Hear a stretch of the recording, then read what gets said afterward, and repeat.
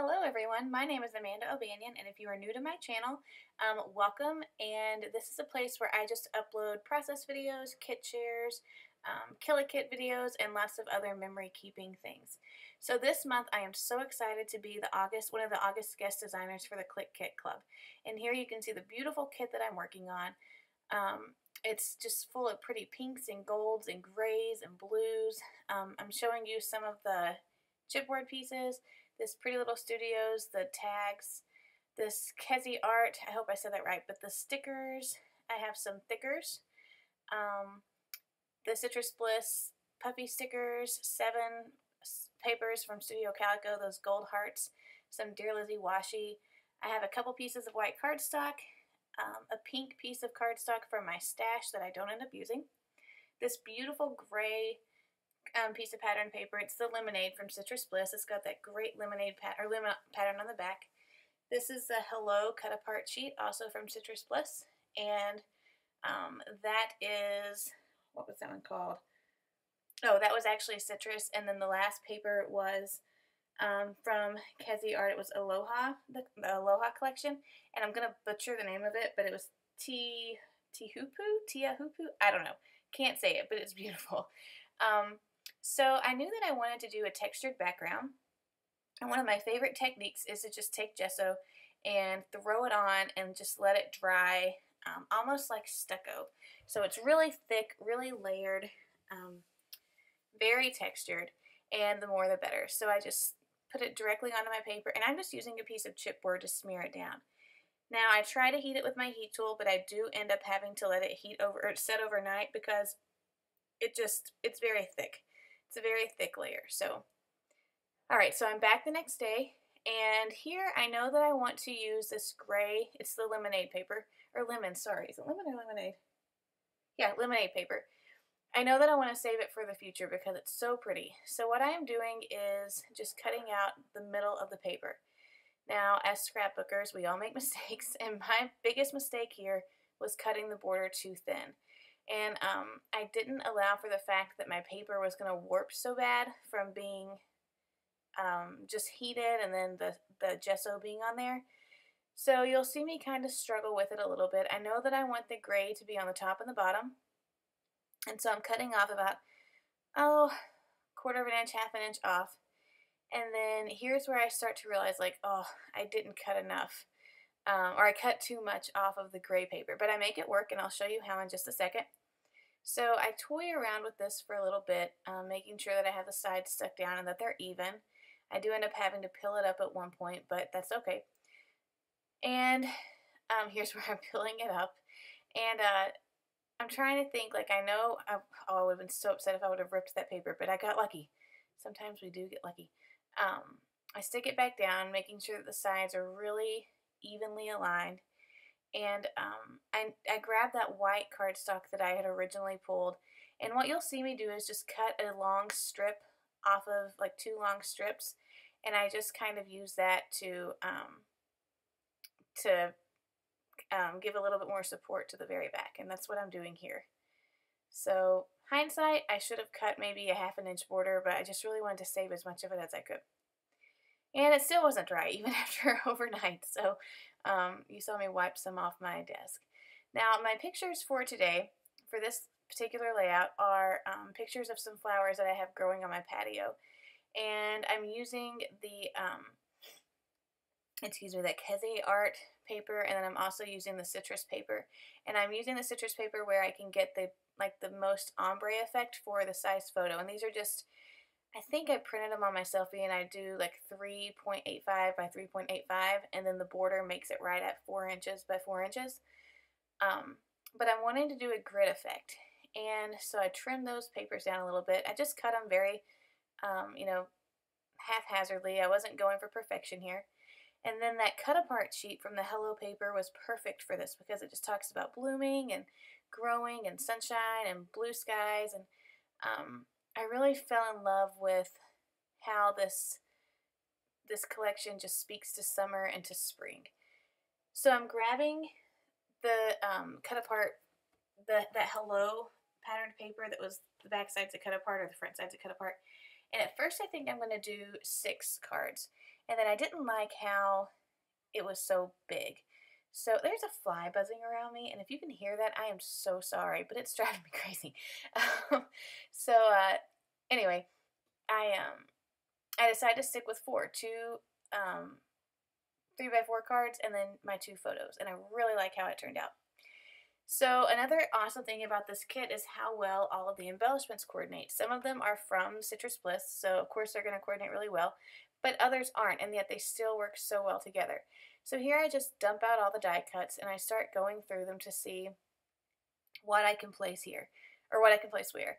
And I grab that, oh, what's it say? Create Your Own Paradise or something. I don't have the layout in front of me.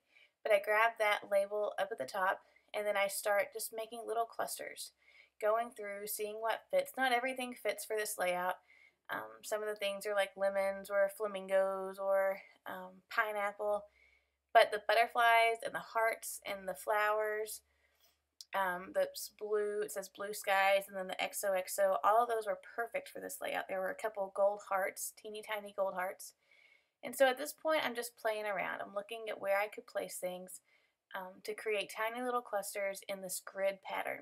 And I don't work in a grid pattern very often. This was something not necessarily new, but definitely not common for me. I'm very much a shelf scrapper a lot of times, where I create a shelf and I put my photo on the shelf and I layer lots of pattern paper underneath the shelf, if you know what I mean. But it was really nice to kind of break out of my normal. Now you'll see me grab that washi tape book several times before I actually decide to use it. Here I toyed with the idea of using this gold washi and doing like a striped background behind it, but one, it wasn't sticking very well to the gesso, and two, whenever I got started on it and put that journaling card back down to just see if I liked it, I didn't like it at all. So I scrapped that idea and I go back to just laying things down. And at this point, I'm using my Scotch Quick Dry adhesive, and I'm squirting it very liberally so that I make sure that it sticks really well to that gesso. If I had had my hot glue gun out and hot, I probably would have used it instead, but I didn't. And I've went back and checked it since then. The layout's been done for a day, and it's holding just fine. So when you're using mediums like that, you really need to think about the adhesive that you are going to use, because not all, like I knew my ATG wouldn't stick to that very well. So I just kind of had to think ahead. And then you see me placing some heavy objects on top of it until it dries. And I'll go in a couple times and squirt some more adhesive into the corners and onto the edges where it's just not sticking very well. And I keep going through, and I've attached that little acetate sunburst, starburst looking thing. I attach that heart. There I'm adding just some more glue. I'm really pressing it down. The paper warped quite a bit, and I'm okay with that. My paper doesn't have to be completely flat, but it does make adhering things tricky sometimes. So I love the little touch of gold that gold heart adds right there. And then I add this beautiful, I was going to say beautiful acetate, because it is beautiful, but it also says beautiful. And I add that there, and it kind of overlaps the two cards just a little bit, which I like. I stick that label up at the top. And I know that I really like that white and gold polka dotted heart, but I didn't exactly know where I wanted to use it. And I knew that the Bloom and Grow was lacking something up in the top. There was nothing there in like that whole ½ inch, 3/4 of an inch space. And I think about adding some gold washi here in a minute, but that doesn't work. It doesn't look right. And so I really struggle with what should I put there. So while I'm thinking about it, I grab some Doodlebug gray twine and I stick it through that tag up at the top that I had added. And then I find another gold heart, which I was really excited about. So I stick it up there just to kind of cover where those two elements overlap. I love that label right there. And I tried in a couple different places, but I just can't seem to make it work. Still struggling with holding stuff down. It does eventually dry though. That's the great thing about that adhesive. It dries really quick. When it says quick dry, it means business. Alright, so here I go back to the washi book. Looking, and what I'm looking for, I wanted something gray, but there wasn't really anything in there. There was black, but I didn't want to add black to the page. And then I come and I pull these labels out thinking like maybe I can add a label in and it'll bring something. I'm trying to add layers to that Bloom and Grow card because all the other cards have lots of layers to them and this didn't. So I add that gold washi and then I add the heart over top and I like that. Then I grab some twine and I'm like, oh, I could add some more baker's twine to that and that would give it some texture and give it some dimension. So I do that and I like that a lot. Earlier I said that the gold washi didn't make it. I forgot that I added it in behind that. So, and then I think, oh, I can't have the doodlebug twine just on the right side. That's not very awesome. So I go with sticking with a triangle and I just grab a shorter piece and I ball it up and I stick it up there next to that other heart. So all three of the 4 grid pieces have that doodlebug twine on it. So I'm thinking I need something else. I need something else. I look at those. Nothing's really screaming out at me. I grab my thickers to go ahead and put my title down. And I just want my title to be Grow because we're in a season of growth in our family right now. I'm about to give birth any day now to our little boy. His name is Oliver. And we have 2 little girls, for those of you who don't know. Adeline is 3, Eleanor is 2. And Oliver is just going to be a great little addition to our family. But it's a season of growth. And we grew a lot just as people in the last year or so. And so the fact that these flowers are absolutely gorgeous and, you know, just how they're growing so well. Now they're not because they're getting overwatered because we have a monsoon happening in Ohio.